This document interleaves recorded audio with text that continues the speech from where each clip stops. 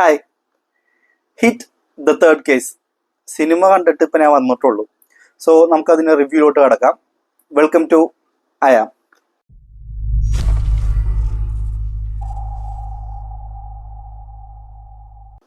Hit the third case നാനിയുടെ സിനിമയാണ്. ഞാൻ ഇപ്പം കണ്ടിട്ട് വന്നു. കാരണം എനിക്ക് കുറച്ച് എക്സ്പെക്റ്റേഷൻ ഉള്ള സിനിമയായിരുന്നു. കാരണം ഞാൻ ഹിറ്റ് 1ഉം 2ഉം കണ്ടിട്ടുണ്ടായിരുന്നു. രണ്ടും എനിക്കൊരു കുഴപ്പമില്ല, ഒരു ആവറേജ് നന്നായിട്ട് അത്യാവശ്യം ഇഷ്ടപ്പെട്ട ഒരു സിനിമകളാണ്. അപ്പം ഞാൻ ഈ തേർഡ് കാണാൻ പോയപ്പോഴും ഞാൻ ആ ഒരു എക്സ്പെക്റ്റേഷൻ വെച്ചിട്ടാണ് പോയത്. പക്ഷെ ഭയങ്കരമായിട്ട് നിരാശപ്പെടുത്തി. ഇതിനകത്ത് ആരാണ് ഇതിന് മെയിനായിട്ട് നിരാശപ്പെടുത്തിയെന്ന് വെച്ചാൽ ഇതിനകത്ത് നായകൻ നാനി തന്നെയാണ്. നാനിക്ക് പറ്റാത്ത പോലെയാണ് ഇതിനകത്ത് അഭിനയിച്ചുകൊണ്ട്. ഇതെന്ന് വെച്ചാൽ ഫോഴ്സ് ചെയ്ത് അഭിനയിപ്പിക്കൂലേ, അങ്ങനത്തെ ഒരു അഭിനയമായിരുന്നു.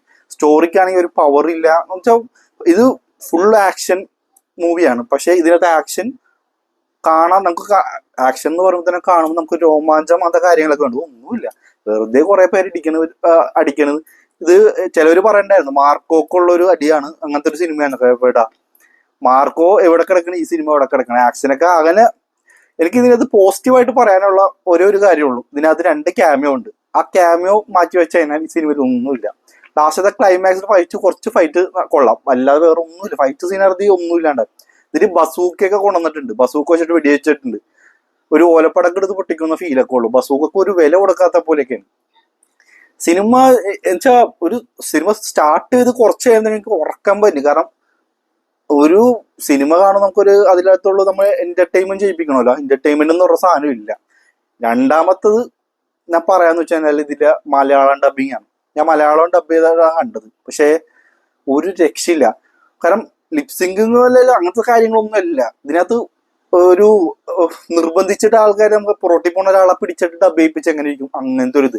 അത് ആ എഫക്റ്റ് നന്നായിട്ട് ഇതിനകത്ത് കാണുന്നുണ്ട്. ഡബിങ് എന്ന് പറഞ്ഞിട്ട് വേറെ കുറെ ഡയലോഗൊന്നും ഇല്ല. കാരണം ലിപ്പ് അനങ്ങുമ്പോഴും ഡയലോഗ് വരുന്നില്ല. അങ്ങനത്തെയൊക്കെ ഒരു ഇതില് ഒരു എന്താ പറയാ, കാണാൻ തന്നെ ഒരു സങ്കടം പോലെ സിനിമ കാണുന്നതിനും.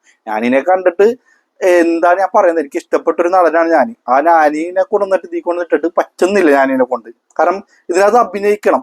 നാനി വെച്ചൊരു നാച്ചുറൽ ആക്ടർ എന്നുള്ള ഒരു ഇതാണ് സംഭവം നാനി എന്നുള്ളത്. പക്ഷെ ഇതിനകത്ത് ഫോഴ്സ് ചെയ്ത് അഭിനയിപ്പിക്കണ പോലെ തന്നെ തോന്നുന്നു. നമുക്ക് ഭയങ്കര സങ്കടവും വരുന്നു.